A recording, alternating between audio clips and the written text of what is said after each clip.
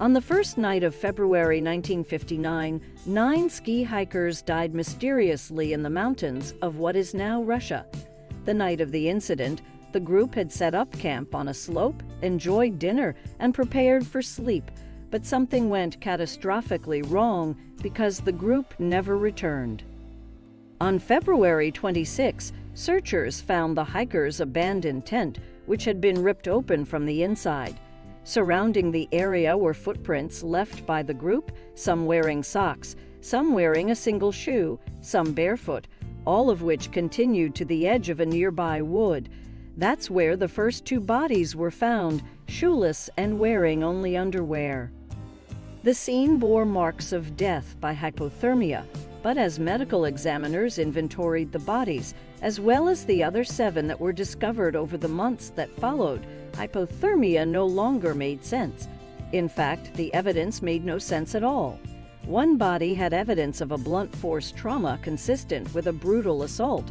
Another had 3rd-degree burns. One had been vomiting blood. One was missing a tongue, and some of their clothing was found to be radioactive. Theories floated include KGB interference, drug overdose, UFO, gravity anomalies, and the Russian version of the Yeti. Recently, a documentary filmmaker presented a theory involving a terrifying but real phenomenon called infrasound, in which the wind interacts with the topography to create a barely audible hum that can nevertheless induce powerful feelings of nausea, panic, dread, chills, nervousness, raised heartbeat rate, and breathing difficulties. The only consensus remains that whatever happened involved an overwhelming and possibly inhuman force. Sickening noises. In December 2016, a CIA officer checked into the American Embassy's health office in Havana suffering from nausea, headache, and dizziness. Days later, 2 more CIA officers reported similar ailments. By late 2018, the number grew to 26 Americans and 13 Canadians experiencing nausea, hearing loss, vertigo, nosebleeds, and focusing issues. In all the cases, victims claimed that the symptoms were triggered by a strange noise they'd heard at their homes or hotel rooms. One person said the noise was high-pitched. Another described a beam of sound, pointed into their rooms. Some insisted that the noise more closely resembled marbles rolling along the floor. The illnesses confounded medical experts. Doctors at the University of Pennsylvania who examined some of the victims diagnosed concussion-like symptoms but found no signs they'd suffered concussions. We know what you must be thinking: the Cuban government is up to something, right? The Cubans vehemently deny they're responsible, and many American investigators believe them. That's because they still don't know who or what made the victims sick. Was it a new type of weapon? The CIA claims it doesn't know of any weaponry that could cause these symptoms. What about ultrasound? One theory holds that a pair of covert eavesdropping devices placed too close to each other by Cuban agents may have inadvertently produced such a reaction, like the kind of feedback you hear when someone stands too close to a microphone. But the FBI has found no evidence to substantiate that argument. In fact, ultrasound is above the range of human hearing. Recordings of the sounds from some of the victims only added to the confusion. 2 scientists who studied the recordings believe they captured the sound of lovelorn male crickets. One of the scientists, Alexander Stubbs of the University of California, Berkeley, says the insects are incredibly loud. You can hear them from inside a diesel truck going 40 miles an hour on the highway. Still, the scientists had no idea why the sounds might lead to illness in humans. Maybe it was just nerves. Cuba is a high-threat, high-stress post, a former embassy official told ProPublica.org. Diplomats are warned that there will be surveillance.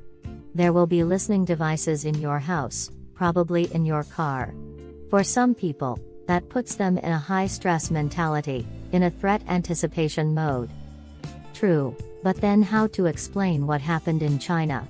In May 2018, an American posted in the consulate in Guangzhou was diagnosed with the very same mystery illness. Ultimately, 15 Americans were evacuated. While the seemingly airborne cause of these brain injuries is still a mystery, the fallout is clear. The Americans removed 60% of their diplomats from Cuba and expelled 15 Cuban diplomats from Washington, D.C. The mysterious sounds may well be the opening shots in a new kind of Cold War ghost ship, the Mary Celeste.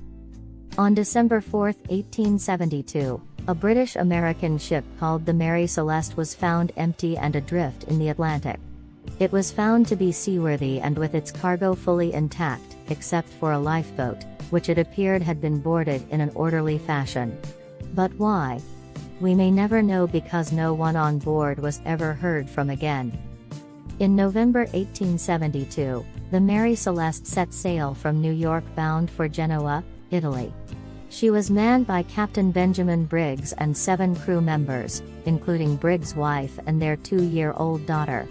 Supplies on board were ample enough for 6 months, and luxurious, including a sewing machine and an upright piano. Commentators generally agree that to precipitate the abandonment of a seaworthy ship, some extraordinary and alarming circumstance must have arisen.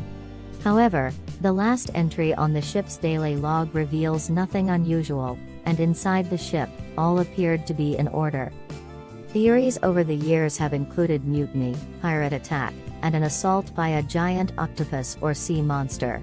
In recent years, scientists have posed the theory that fumes from alcohol on board caused an explosion that, as a result of a scientific anomaly, did not leave behind signs of burning, but was terrifying enough that Briggs ordered everyone into the lifeboat. The Mary Celeste mystery ranks up there with the disappearance of Amelia Earhart in terms of captivating the imagination of generations that followed. For even more tales of the bizarre, check out these 15 scientific mysteries that the smartest people in the world still can't figure out. Who, and where, is D.B. Cooper? The next unsolved mystery occurred on November 24, 1971. Dan Cooper was a passenger on Northwest Airlines Flight 305, from Portland to Seattle, a 30-minute flight. He was described by passengers and flight attendants as a man in his mid-40s, wearing a dark suit, black tie with a mother-of-pearl tie clip, and a neatly pressed white collared shirt. He took his seat, lit a cigarette, and politely ordered a bourbon and soda, for which he paid cash. Shortly after takeoff, he handed a note to a 23-year-old flight attendant, who ignored it, assuming it was just the man's phone number. "Miss, you'd better look at that note," Dan Cooper told her. "I have a bomb." The note's exact wording is part of the mystery, since Cooper reclaimed it after the flight attendant read it, but his demands were for $200,000 in negotiable American currency, worth $1 million today, 4 parachutes, and a fuel truck standing by in Seattle to refuel the plane on arrival. The flight attendant brought the demands to the captain. The airline's president authorized full cooperation. The other passengers had no idea what was happening, having been told that landing was delayed due to mechanical difficulties. At 5:39 p.m., the plane landed, an airline employee delivered a cash-filled knapsack and parachutes, and Cooper allowed all passengers and 2 flight attendants to leave the plane. During refueling, Cooper outlined his plan to the crew, a southeasterly course toward Mexico with 1 further refueling stop in Nevada. 2 hours later, the plane took off. When it landed in Reno, Cooper's absence was noted. Cooper, whom the media mistakenly referred to as D.B. Cooper, was never seen or heard from again. No parachute was found, and the ransom money was never used. In 1980, a young boy on vacation with his family in Oregon found several packets of the ransom money, identifiable by serial number, leading to an intense search of the area for Cooper or his remains. Nothing was ever found. For a time, it was speculated that Mad Men's fictional Don Draper was the man who would become Cooper. In the real world, a parachute strap was found in 2017 at one of Cooper's possible landing sites. Stay tuned. Living statues. From 1917 to 1928, 500,000 people were afflicted with a ghastly condition that could be part of the plotline of a horror film. The victims, very much alive and conscious, found themselves in inexplicably frozen states, their static bodies prisons for their minds. Encephalitis lethargica, L, aka the sleeping sickness, first appeared in Europe and quickly spread around the world, reaching epidemic levels in North America, Europe, and India by 1919. About a third of those stricken with the illness died. Of the survivors, nearly half eventually found themselves unable to physically interact with the world around them, all the while fully aware of their surroundings. Though occasionally capable of limited speech, emotion, and even laughter, they generally appeared as living statues, totally motionless for hours, days, weeks, or years. The cause is unknown, but one theory is brain inflammation triggered by a rare strain of Streptococcus, the bacteria responsible for many sore throats each year. Science's best guess is that the bacteria mutated, provoking the immune system to attack the brain, leaving the victim helpless. None of this explains why the illness disappeared only to resurface sporadically, be it in Europe in the 1950s or in China 10 years ago when a 12-year-old girl was hospitalized for 5 weeks with the disease. Are such occurrences the new normal, or are they signs that L could be planning something bigger any day? A 2004 analysis of 20 patients with symptoms remarkably similar to L concluded that whatever ailed them is still prevalent. As such, history's so-called sleeping sickness remains the stuff of nightmares. What is Area 51? Area 51, in southern Nevada, is a U.S. military base, the very existence of which was unconfirmed until 2013, when the CIA was obliged to respond to a Freedom of Information Act request from 2005. Based on historical evidence, it would appear that Area 51 supports the development and testing of experimental aircraft and weapons. Public satellite images, such as those available on Google Maps, don't provide insight. Even those with security clearance to visit Area 51 are transported there from Las Vegas via an airline called Janet, whose planes are unmarked and which shrouds its windows upon descent. The intense secrecy surrounding Area 51 has sparked rumors that the government uses it to house crashed UFOs and conduct lab tests on aliens. Other theories about what Area 51 is used for include research on time travel, research on teleportation, meetings with extraterrestrials, development of a means for weather control, and activities related to a shadowy one-world government. Where these theories come from is as much a mystery as Area 51 itself, but one thing is certain: people love a good conspiracy theory. At one point, conspiracy theorists believed the moon landing in 1969 had been faked. Hint: it wasn't. Roaming ruins. It's not unusual to find junk in Brazil's Guanabara Bay, but what Robert Marks unearthed there in 1982 was an unusual kind of foreign matter. In an underwater field the size of 3 tennis courts located 24 kilometers from shore lay the remains of some 200 Roman ceramic jars, a few fully intact. According to Marks, a professional treasure hunter, the jars appeared to be twin-handled amphorae that were used to transport goods such as grains and wine in the 3rd century. But how did they get there? The first Europeans didn't reach Brazil until 1500. The Romans, who traded primarily in Mediterranean port cities and the Middle East, had little incentive to invest in ships that could cross oceans. However, they did sail as far as India. Perhaps some untrained navigator lost his way in a storm. Or maybe mutineers steered the ship westward? We may never know, nor are we likely to uncover more evidence. Brazil closed the Bay of Jars to further research in 1983 in an effort to deter looters, it said. Marks claims the government didn't want the area explored because finding Roman-era artifacts there would mean that, contrary to Brazil's official history, the Portuguese were not the first Europeans to reach the country. And the truth? It's resting 30 meters under the sea. Do the Pollock sisters prove reincarnation? Today, 24% of Americans believe in reincarnation. Although scientists tend to poo-poo the possibility, every once in a while, an unsolved mystery comes around that is so compelling and otherwise unexplainable that it gives even scientists pause. That is what we have in the story of the Pollock sisters. In 1957, two young English sisters, Joanna Pollock, 11, and Jacqueline Pollock, 6, died in a tragic car accident. 1 year later, their mother gave birth to twins, Jillian and Jennifer.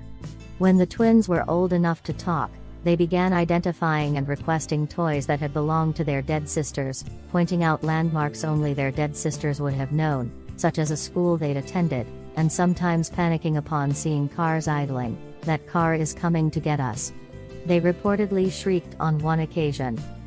After the twins turned 5, these incidents became less frequent, and the girls went on to lead normal lives. Still, the story of the Pollock sisters made its way to Dr. Ian Stevenson, 1918 to 2007, a psychologist who studied reincarnation. After studying thousands of supposed cases, Dr. Stevenson wrote a book telling of 14 he believed to have been real, including that of the Pollock sisters. If you want to be amazed by a similar mystery, read these compelling story about the mysterious power between two twin brothers. Where are the Sodder children? The next unsolved mystery is similar to the Pollocks. George and Jenny Sodder of West Virginia were forced to cope not only with the immeasurable loss of their children but also with the mysterious circumstances surrounding that loss. After the Sodder home burned to the ground on the night before Christmas in 1945, 5 of the 10 Sodder children were still alive and accounted for. But what about the other 5? From all accounts, it would seem that they had vanished into thin air. Notice how we don't say vanished into smoke? That's because, in the ruins of the fire, 0 physical evidence of the children could be found, which is virtually impossible from a scientific standpoint. But that wasn't all that smelled off about the events of that night. Apparently George tried to save the children who he believed were still trapped inside by using his coal truck, which strangely, was inoperable.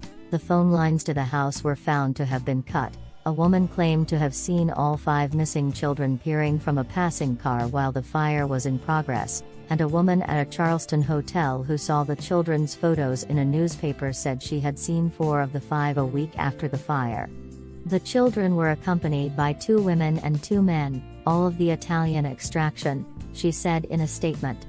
"I tried to talk to the children in a friendly manner, but the men appeared hostile and wouldn't allow it." The Sodder family theorized that the children had been kidnapped, perhaps in an attempt to extort money, perhaps to coerce George into joining the local mafia. The Sodders were Italian immigrants, or perhaps in retaliation for George's outspoken criticism of Mussolini and Italy's fascist government. From the 1950s until Jenny Sodder's death in the late 1980s, the Sodder family maintained a billboard on State Route 16, with pictures of the 5 vanished children and offering a reward for information. The last, known, surviving Sodder child, Sylvia, 69, still doesn't believe her siblings perished in the fire. What really happened to young Walter Collins?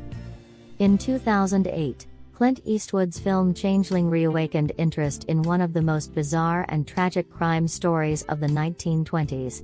Single mom Christine Collins, pictured, reported her 9-year-old son, Walter, missing in March 1928 from their home in Los Angeles. 5 months later, the police brought Walter back to Christine, except it wasn't Walter, and Christine knew it.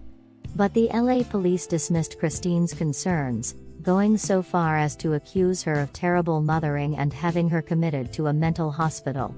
The real Walter Collins was never found, and over time, authorities came to believe he was one of the victims of convicted child murderer Gordon Stewart Northcott, although Northcott's mother offered a confession for killing Walter. Whatever happened to Walter Collins, his body was never found, and no one ever learned what really happened. Nor has it been established with any certainty why the police were so invested in covering up the boy's disappearance that they brought a different child back to Christine and tried to convince her and the rest of the world that it was Walter. The disappearance of Paula Jean Weldon.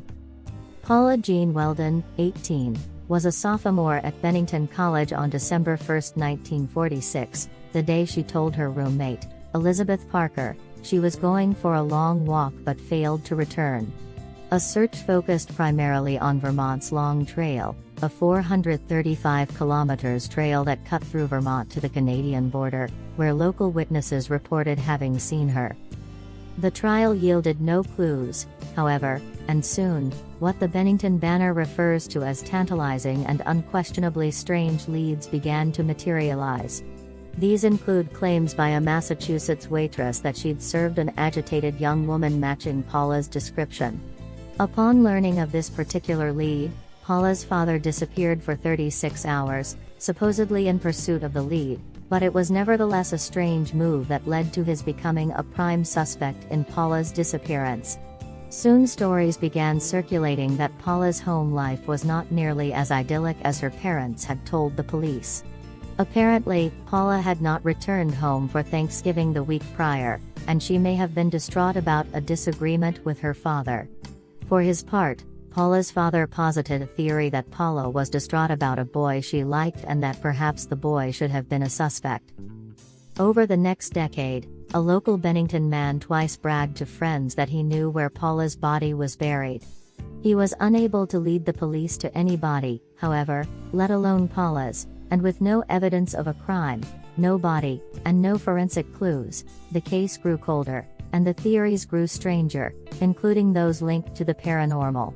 New England author and occult researcher Joseph Citro came up with the Bennington Triangle theory, which explained the disappearance as linked to a special energy that attracts outer space visitors, who would have taken Paula with them back to their world. The Flannan Isles Lighthouse disappearances.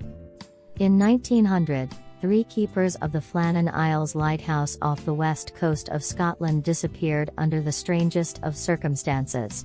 The lighthouse was manned by a 3-person team: Thomas Marshall, James Duckett, and Donald MacArthur, with a 4th man rotating in from shore. On Boxing Day, December 26, of 1900, the relief keeper arrived to find none of the lighthouse keepers present. The only sign that anything was amiss was an overturned chair near the kitchen table. No bodies were ever found, which has led to endless speculation. Theories range from drownings to abduction by foreign spies, a ghost ship, or a giant sea monster. Whatever happened back in December 1900 at the Flannan Isles Lighthouse, we may never know. The bridge at Overtoun that calls dogs to their maker. The Overtoun Bridge, near Dumbarton, seems to call dogs to leap to their death. A perfect spot for unsolved mysteries. Since the early 1960s, some 50 canines have perished, and hundreds more have jumped but survived, reports Slate via their Atlas Obscura blog, with some returning for a second leap onto the jagged rocks 15 meters below. The Scottish Society for the Prevention of Cruelty to Animals has sent representatives to investigate but to no avail. In terms of scientific truth, it is debatable, if not incredibly unlikely, that dogs are capable of forming an intent to die. Yet, something is luring dogs off that bridge, often from the very same spot, and always on sunny, dry days. Many theories have arisen, including that the bridge is haunted. This was a popular theory after a local man threw his baby son to his death from the bridge in 1994. A mink is marking the area with an almost irresistible scent, and a sound anomaly exists at the bridge that only dogs can hear. Whatever is causing this phenomenon, dog owners would be wise to take heed and keep their dogs on leashes. The Big Grey Man. The Big Grey Man is an inhuman creature that is said to haunt the summit and passes of the second highest peak in Scotland, Ben Macdui. In the native Scottish tongue, the creature is known as Amphir Leamore. Like the Yeti of the Himalayas and Bigfoot, also known as Sasquatch, of the American Pacific Northwest, the Big Grey Man has been seen by few eyewitnesses. What makes the Big Grey Man particularly frightening is that his physical characteristics don't resemble that of a bear, and thus sightings can't be dismissed as bear sightings. Those who have seen the Big Grey Man describe it as extremely tall, over 10 feet, and human-like, with short hair, broad shoulders, and long arms. Nearly all reports of sightings include the sound of gravel crunching beneath footfalls. Scientists haven't been able to come up with an explanation for the sightings and the accompanying sounds, although psychologists have proposed that those who have supposedly seen and heard the Big Gray Man have been in a state of physical and mental anguish brought on by exhaustion and/or isolation. For now, the Big Gray Man remains a mystery, but if you go to Scotland, let us know if you run into the Big Gray Man, the lost colony of Roanoke. In 1587, John White led a group of people from Britain to found an English colony, settling on Roanoke Island, one of a chain of barrier islands now known as the Outer Banks of North Carolina. White left for more supplies, but on his return 3 years later, found the colony meticulously abandoned, with all houses and fortifications dismantled with care. Before he'd left the colony, White had instructed the colonists that if they were taken by force, they were to carve a cross into a nearby tree, but there was no cross. The only clue was the word Croatoan, the name of a native tribe allied with the English, which was carved into a post. White took this to mean that the colonists had moved to Croatoan Island, now known as Hatteras. Ensuing investigations turned up claims that the colonists had been slaughtered by the Powhatan tribe, but there is no archaeological evidence of this, and a recent re-examination of the primary sources indicates that any massacre that occurred was not of this particular group of colonists, but rather a group of colonists who had arrived earlier. More enduring theories involve integration between the colonists and the Croatoans or other local tribes, but so far, no DNA evidence has positively identified any descendants of the colony. The Circleville Letters. In 1976, residents of Circleville, Ohio, began receiving hate mail that has wreaked havoc ever since. The letters, postmarked from Columbus, were invasive and accusatory, highlighting a supposed affair between school bus driver Mary Gillespie and the school superintendent. One letter addressed to Mary's husband Ron threatened his life if he didn't put a stop to the affair. By 1977, the husband was dead, the result of a suspicious one-car crash involving shots fired. When the sheriff ruled the death an accident, however, residents began receiving letters accusing the sheriff of a cover-up. The letters continued throughout the 1970s and early 1980s, and even after Ron's sister's husband, Paul Fresauer, was convicted of writing the letters and attempting to murder Mary via a booby-trap-rigged pistol. Even with Fresauer in prison, however, the letters continued. He even received one himself. In 1994, Fresauer was released, and he maintained his innocence until his death in 2012. The true identity of the Circleville letter writer remains unknown. Some still believe it was Fresauer. Others believe it was Mary, herself, and that she used the letters to concoct and support the perfect murder of her own husband, the Tunguska event. On the morning of June 30, 1908, 1240 square kilometers of forest in Siberia, Russia were flattened by what would have appeared to have been an explosion, except that there were no witnesses and no other evidence.